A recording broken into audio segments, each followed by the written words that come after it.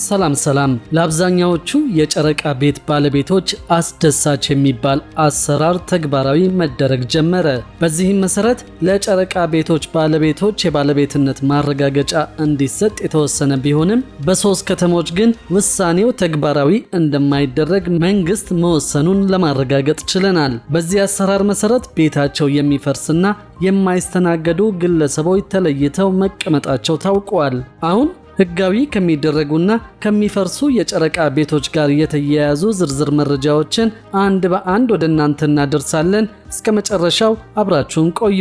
ህገወጥ ወይንም በተለምዶ ጨረቃ ቤት ተብለው የሚታወቁ ካርታና ፕላን የሌላቸው ቤቶች ባሉበት ህጋዊ ሊያደርግና የባለቤትነት ማረጋገጫ ሰነድ ሊሰጥ መሆኑን ያገኘነው መረጃ ያመለክታል። የኦሮሚያ ክልላዊ መንግስት ምክር ቤት ወይም ጨፌ ኦሮሚያ ባሳለፍነው መጋቢት 10 ቀን 2018 ዓ.ም ባካሄደው መደበኛ ጉባኤው መመሪያውን አጽድቆ ለክልሉ መሬት አስተዳደር ቢሮ መላኩን ዋዜማ ዘግባለች። እነዚህን ህገወጥ ቤቶች ህጋዊ የማድረግ አሰራር ከከተሞች ፕላንና መሰረተ ልማት ጋር ፈጽሞ ሊጻረር በማይችል መልኩ ብቻ እንደሚከወን የሚያትተው መመሪያው በክልሉ ከተሞች የመሬት ሊዝ አዋጅ መሰረት አስፈላጊው ክፍያ ከተፈጸመ በኋላ ሂደቱ እንደሚጀመርም ያመለክታል። ይህንን አሰራር የሚከታተሉትና የሚያስፈጽሙት በከተማ አስተዳደሮች ያሉ የመሬት አስተዳደር ጽህፈት ቤቶች መሆናቸውን የሚደነግገው መመሪያው አመልካቾች ማመልከቻቸውን የሚያስገቡበት ቀንም በይፋ ማስታወቂያ እንደሚገለጽ ያብራራል። የከተማ መሬት አስተዳደር ጽህፈት ቤቶች በማመልከቻው መሰረት ያዘጋጇቸውን ባለሙያዎች ወደ ስፍራው በመላክ ቤቱ ያለበት ቦታ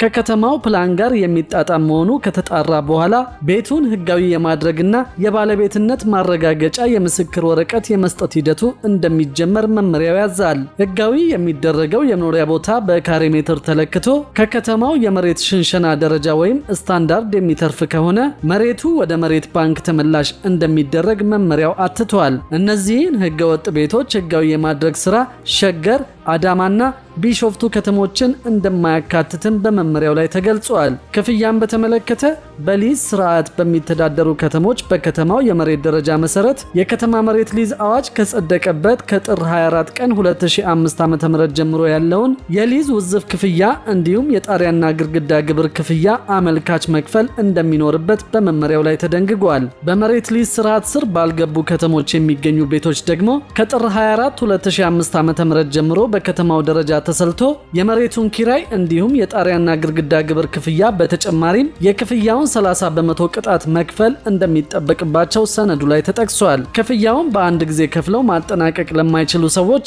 በ2 ዓመታት ውስጥ በ4 ጊዜ ክፍያውን ከፍለው ማጠናቀቅ እንደሚችሉ የፈቀደው መመሪያው በተቀመጠው የጊዜ ገደብ ክፍያውን ያላጠናቀቀ አመልካች ግን መሬቱ ህጋዊ እንደማይደረግለትና የከፈለውንም ክፍያ መልሶ ብሎ መጠየቅ እንደማይችል አስጠንቅቋል። መመሪያዎችን በተቀመጠለት የጊዜ ገደብ ያልፈጸመ አካል በመሬቱ ላይ የሰራው ቤት ፈርሶ መሬቱ ወደ መንግስት የመሬት ባንክ ተመላሽ እንደሚሆን የጠቀሰው መመሪያው መንግስት ቤቱን በማፍረስ የሚያስከትለው ኢኮኖሚያዊ ጉዳት ካለ ቤቱ ሳይፈርስ ባለበት መንግስት እንደሚወርሰው ተደንግጓል። ቤትን ቦታ በስሙም ይሁን በሌላ ሰው ስም ከአንድ በላይ ህጋዊ ያልሆነ መሬት ያለው ግለሰብ መሬቱን ህጋዊ በማድረግ ሂደት ውስጥ እንደማይስተናገድ የጠቀሰው መመሪያው ይልቁንም መሬቱ በመንግስት ይወረሳል ብሏል። በተጨማሪም ከከተማ ፕላንና መሰረተ ልማት ጋር የማይጣጣሙ ህጋዊ ያልሆኑ ቤቶችን ማፍረስ እንደሚቀጥል የጠቀሰው መመሪያው ቤቱ የፈረሰባቸው ግለሰቦች የክልሉ መንግስት በተለያዩ ጊዜያት በሚያደርገው መሬት ሽንሻኖ ወደፊት ሊካተቱ እንደሚችሉ ተደንግጓል። እነዚህን ህገወጥ የመኖሪያ ቤቶች ወደ ህጋዊ መንገድ የመመለስ ሂደቱ በአንድ ዓመት የጊዜ ገደብ ውስጥ ተሰርቶ እንዲጠናቀቅ መመሪያው የሚያዝ ሲሆን ለሚፈጠረው ማንኛውም መዘግየትና መጓተት የወረዳ አስተዳዳሪዎች፣ የከተማ ከንቲባዎች፣ በየደረጃው ያሉ የመንግስት የመሬት አስተዳደር መዋቅሮች ተጠያቂ ይሆናሉ ሲልም አስጠንቅቋል። የኦሮሚያ ክልል የከተሞች ፕላን ኢንስቲትዩት በበኩሉ ከክልሉ መሬት አስተዳደር ቢሮ ጋር ለስራው መሳካት በቅንጅት እንዲሰራ ያሳሰበው መመሪያው በአግባቡ ስራ ላይ መዋል አለመዋሉን እንዲቆጣጠር ጭምር አዟል። ይህን ስራ በዋናነት ኃላፊነት ወስደው የሚሰሩት የክልሉ የመሬት አስተዳደር ቢሮ፣ የክልሉ የከተማ ልማትና ቤቶች ቢሮ እንዲሁም የክልሉ የከተሞች ፕላን ኢንስቲትዩት መሆናቸው ተመላክቷል። መመሪያውን በየጊዜው በመከታተል ኦዲት የሚያደርጉ የክልሉ የመንግስት መዋቅሮች በመመሪያ ውስጥ የተዘረዘሩ ሲሆን እነሱም የፕሬዝደንት ጽህፈት ቤት ቢሮ፣ የክልሉ ጠቅላይ አቃቤ ሕግ ቢሮ፣